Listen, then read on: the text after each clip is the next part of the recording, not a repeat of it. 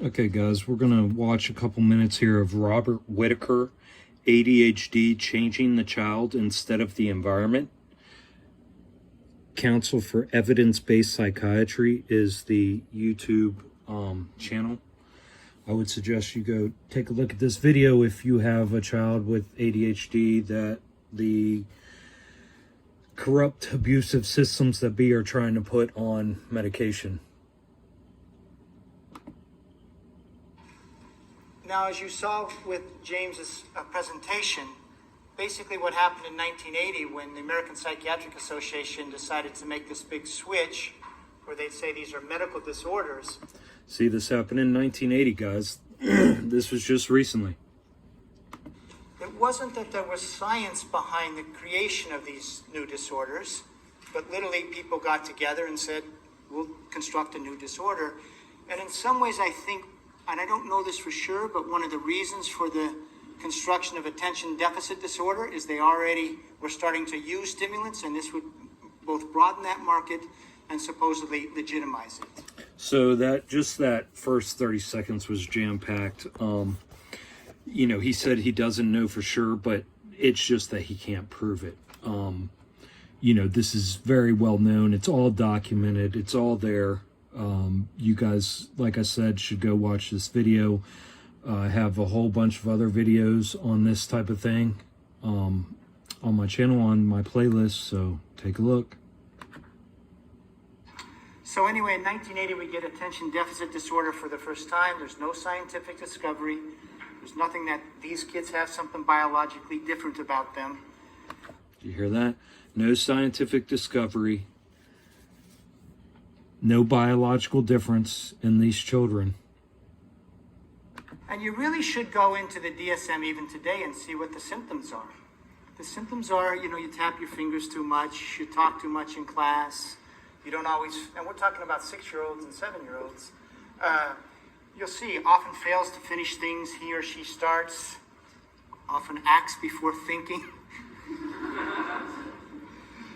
This is so sad, guys. This is the history. This is how they even came up with these disorders in 1980.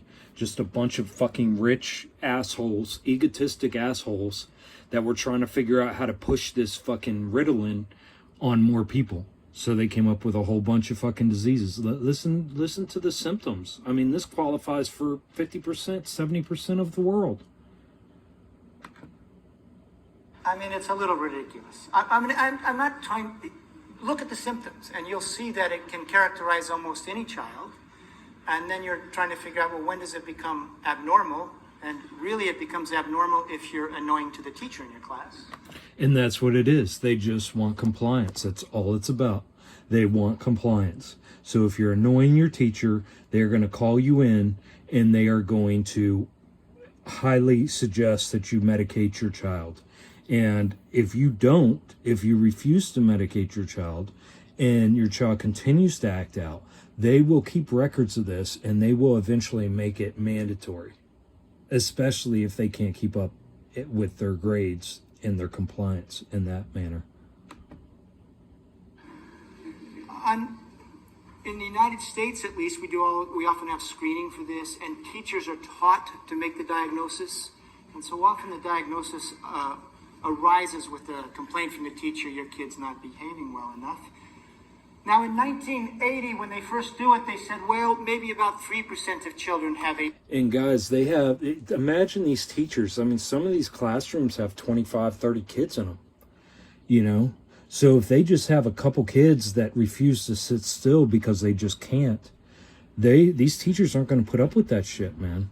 You know, they got 25 other kids they got to worry about. So they're going to immediately suggest that your child be on medication in order to fall in line and not, you know, make that teacher's job difficult. ADD. Then you heard that we got a new edition in 1994. And one of the things that happened, it's not just that you get new diagnoses when they do these updated editions.